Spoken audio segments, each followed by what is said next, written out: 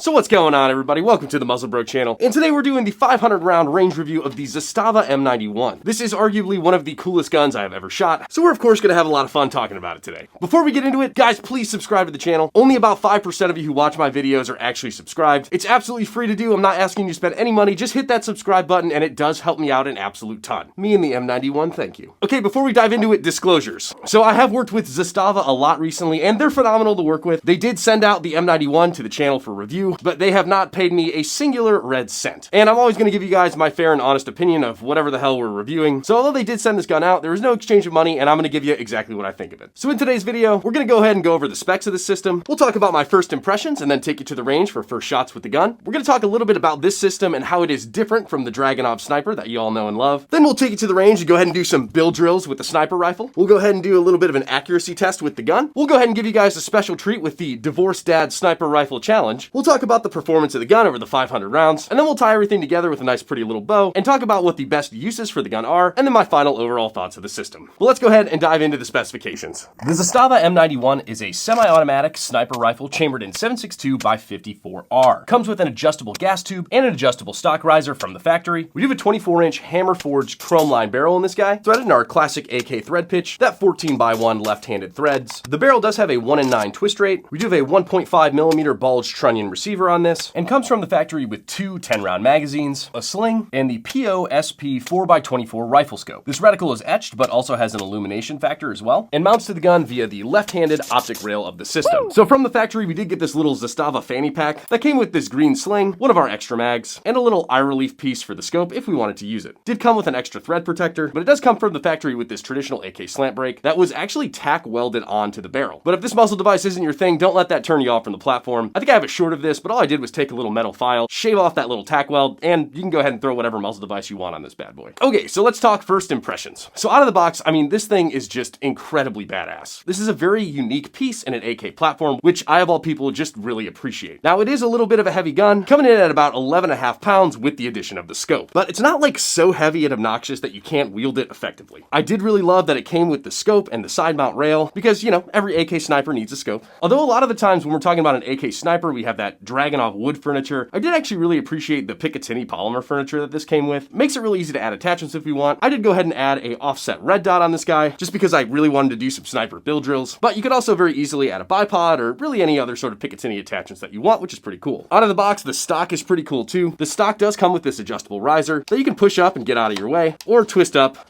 and deploy it to get your eye in line with the scope when you're shooting long range.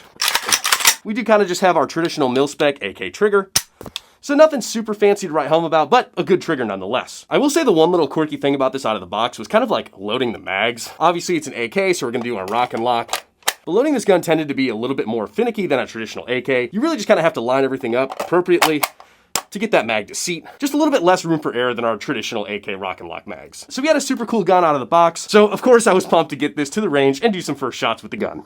So we got our very first shots with the Zastava M91. It's actually the first time I've ever shot anything chambered in 7.62 by 54R. So I'm pretty pumped to try this out. Let's let her rip.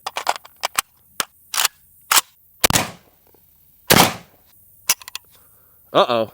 Ow, shit. Ah!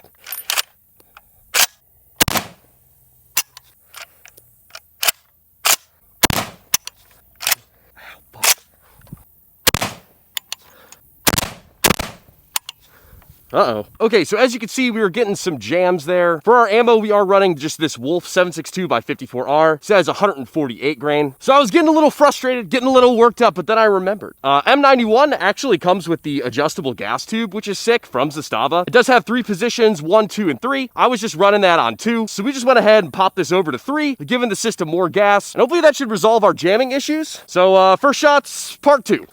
All right, hopefully that fixed the problem. Let's see.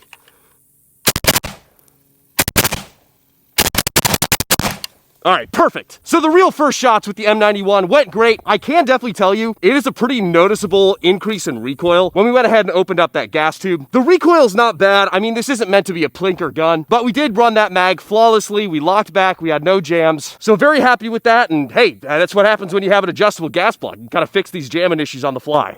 Okay, so the first shots of this didn't necessarily go 100% as planned, and I think there may be a couple of reasons for that. To critique myself here, I did only have one brand of ammo. It was that Wolf we showed you at the range. So it may have been a little bit finicky with that ammo specifically. And when we started the range review, I did have the M91 on that setting 2 of the adjustable gas tube. And I had those first handful of jams, and I kind of was like, oh, the hell, like, this is not going to be fun. But then I kind of remembered, we do have this adjustable gas tube, let's crank it up. So changed it to that gas setting 3, and then we really didn't have too many issues. Now, I did clean the gun before the range day, so you can't really chalk it up to the gun being dirty. But to the gun's defense, I literally bought the cheapest 7.62x54R that I could find. So moving forward, I would really like to go test this with some different brands and see if I could actually get it to run reliably on that gas setting 2. But I guess at the end of the day, doesn't really matter too much as long as it ran in that gas setting 3, which it did. I will say that when we changed that gas setting from the 2 to the 3, we did have a little bit more recoil, obviously, because we're allowing more gas into the system to allow the gun to cycle. But it wasn't incredibly wild. So obviously this is going to have more recoil than like a traditional 7.62x39. If I had to give it a comparison to a more common cartridge, I would say it kind of felt like shooting birdshot out of a 12 gauge. Manageable, controllable, but you feel it a little bit. But I mean, you know, what do you expect? You got a big round, it's gonna have a little bit of thump to it. The stock actually has a pretty beefy rubber butt plate, so my shoulder actually made it out alive. So after we hammered out those gas issues, we were really enjoying ourselves at the range. I mean, it was just fun to shoot, and I mean, who can't have fun shooting a gun as cool as this? Many of you are gonna recognize this gun as like the Dragunov, the AK sniper from Call of Duty or other video games in history, but this is not the Dragunov. So we're gonna take a second and talk a little bit about the history of the M91 and what makes it actually different than the Dragunov, because they are obviously very similarly looking rifles. Okay, my little ADHD friends, bear with me for the history lesson and then we'll do some build drills. So the M91 was developed by Zastava Arms in Serbia, obviously in the year 1991, and although I've been calling it a sniper rifle, it was actually developed to be used in a DMR role to provide some mid-range accuracy in engagements. And although this is chambered in 7.62x54R, the same caliber as the Dragunov and Mosin Nagant, this is not a true Dragunov clone. The M91 here actually runs the same internal operating system as our traditional AK or AKM and uses that long stroke gas piston operated system, whereas the true Russian Dragunov sniper is a short stroke gas piston system. So while the Dragunov has its own what is it called? What's the word I'm looking for? Proprietary. So while the Dragunov has its own proprietary design and gas operating system, picture the M91 as like long AK. AK operating system, different round, different barrel length, similar to an RPK, I guess-ish. So other notable differences between the M91 and the Dragunov, the M91 is going to be slightly less accurate. The M91 is also going to come with a stamped receiver, while the Dragunov has a typically milled receiver, and this typically does take AK-pattern AK parts, whereas the Dragunov is going to have proprietary parts. Okay, so boring history lesson over, let's mag dump this and do some build drills with the sniper rifle, because why the hell not? So if you're anything like me, you woke up today and said, how quickly can I build drill a sniper rifle? Well, let's go ahead and find out. We are running the M91 here with this offset dot, so you could quickly switch from the scope to the dot for closer engagements. So to kind of test out the practicality slash fun factor of the dot, we're gonna run some build drills. Wish my cheek luck. So we get a 1.5 for that one. And I did actually get all my shots in this little 5 box here. That one's on the line, but we're gonna counter. Woo! Little spicier with a 1.34 on that one. And we'll do that a third time for good measure here.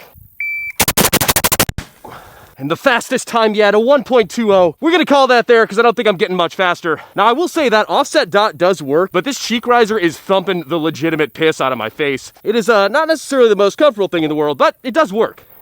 Okay, so notes on the build drills. Number one, it's a ton of fun, because I don't think I ever dreamed as a kid that I would be mag dumping build drills with a sniper rifle on a casual Friday, but you know, hey, here we are. It was fun. I enjoyed it. I do enjoy my build drills, and I actually put the offset dot on this sniper, just knowing that I was gonna be tilting this sideways and just doing build drills with it, because it's fun, man, and you know, that's okay. We're allowed to have fun here. One thing to note, this was not a comfortable gun to build drill. I don't really blame the gun for that. I blame myself being an idiot. It's obviously not meant to do that. And to be honest, if I didn't have this offset dot and just kind of use the irons for the build drill, I think it would have been fine. But because I had this gun kind of canted at that 45-degree angle, every time I fired, this cheek riser was just like punching me in the cheek, not unlike some of my ex-girlfriends. So obviously a little bit of PTSD, a little bit of stress there. I didn't love that, but it was still a ton of fun to do. And you know, of course, we're going to build drill any gun we get here on the channel because I want to. So after our tomfoolery with the build drills, we did kind of want to go ahead and use the gun what it was actually meant to do, kind of do some accuracy testing slash DMR sniper style rolls. So we did go ahead and test the grouping of this bad boy. Oh yeah, I was at the range by myself, totally had no idea that my mask was down, so completely doxed myself during this segment. So enjoy whatever floating head or billboard that I've crafted to cover my face in the accuracy test. So we are at the back of the range here. We're about 100 yards from target. We're gonna go ahead and squeeze 5 rounds down range as carefully as we can, and then we'll go ahead and check these hits. Now the Zastava M90 is kind of meant for a DMR slash sniper roll, so I don't assume we will have any issues with the accuracy, but let's test it out.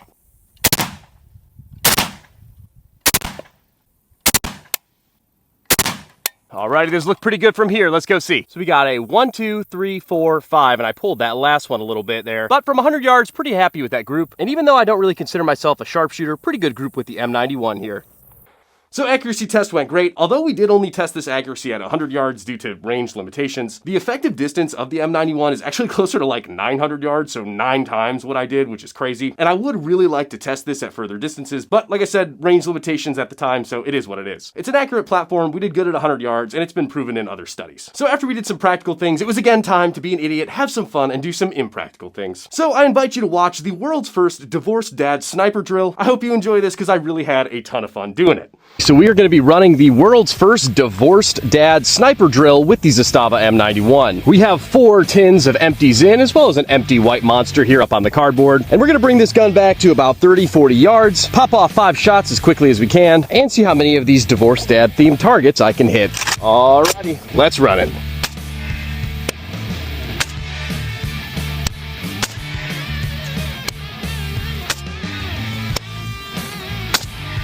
Oh, I think we did it. I think we went 5 for 5 there. Very beautiful and clean divorced dad sniper drill here. We got our 1, 2, 3, 4, 5, 4 Zins, 1 monster, 1 sniper. My divorced dad would be proud.